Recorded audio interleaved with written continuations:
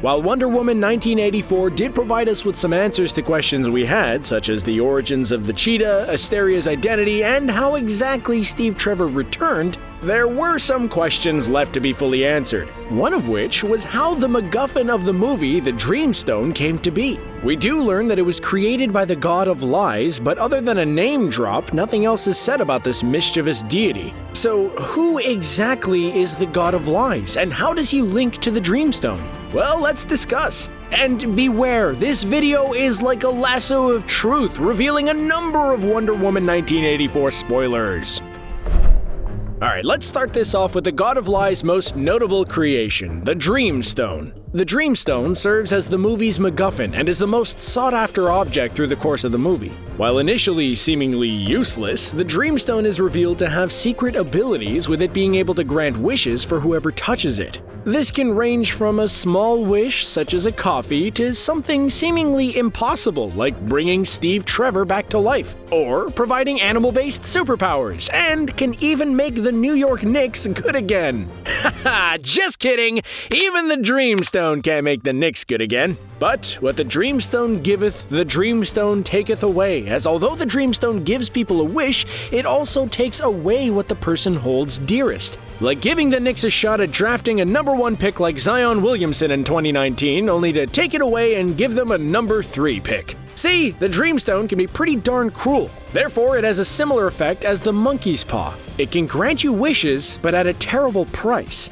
In Wonder Woman 1984, Diana wishes for Steve to be brought back to life, but in turn loses her powers. Meanwhile, Max Lord wishes to become the Dreamstone, but loses his son and his health. Once Lord becomes the Dreamstone, this happens on an even grander scale, with people across the world making wishes only for there to be enormous and sometimes devastating consequences. Of course, for anyone who has seen the movie, you will know that Diana defeats Lord and shows the world the truth through her trusty lasso, causing everyone to rescind their wishes. But how did the Dreamstone come into fruition? Well, we learned that it has been handed down for centuries and was the cause of the fall of many civilizations and was in fact created by the God of Lies. But who exactly is this mysterious deity? Seeing the havoc the Dreamstone causes and the level of deceit surrounding it, it is unsurprising to say the least that the God of Lies is behind it. But it's not exactly crystal clear who exactly the God of Lies is, and we can't say with absolute certainty. But it is most likely a reference to the DC character the Duke of Deception. The Duke of Deception is a minor deity of deceit, lies, and manipulation, and is likely based on the Greek god Dolos, who was the god of trickery. The Duke of Deception is known as an ally to Ares, Diana's nemesis from the first Wonder Woman movie, and is one of Wonder Woman's oldest adversaries in the comics. The Duke is kind of like a cross between Marvel's Loki and Mysterio, as he has the ability to create illusions and cause disillusion in others, something which he uses to drive them to insanity. He also uses his powers to make himself into what he wants others to perceive him as, for example, making himself more physically attractive than he actually is. Like other deities, he is also immortal and has a number of other godlike traits.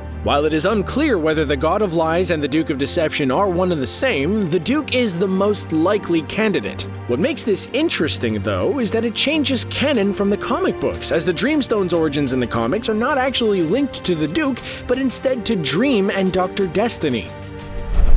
It all seems fitting, then, that something which caused such destruction was something as cute as Grogu.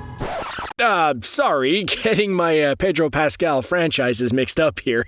It's fitting that something which caused such destruction was an object created by the God of Lies. But although it seemed like there was going to be a setup for Diana to face off against the God of Lies, it never came to pass. Well, that's potentially because it would have been villain overkill, with Diana already going up against the Cheetah and Lord. But with Wonder Woman 3 already confirmed, it is possible that we will see the God of Lies somewhere in the future. Cheetah may have been bested, but there was some ambiguity as to what actually happened to her at the end of the movie and if she too renounced her wish. If she didn't, her path seems intrinsically linked with the God of Lies, so it stands to reason that they might both make an appearance together in the third outing. They could also link to David Thewlis returning as Ares, seeing as the God of Lies and Ares are linked, and could provide a three-pronged attack against Diana in the third movie, something which could be quite the handful for Diana and co. And maybe, just maybe, he could link to that mid-credits scene with Asteria.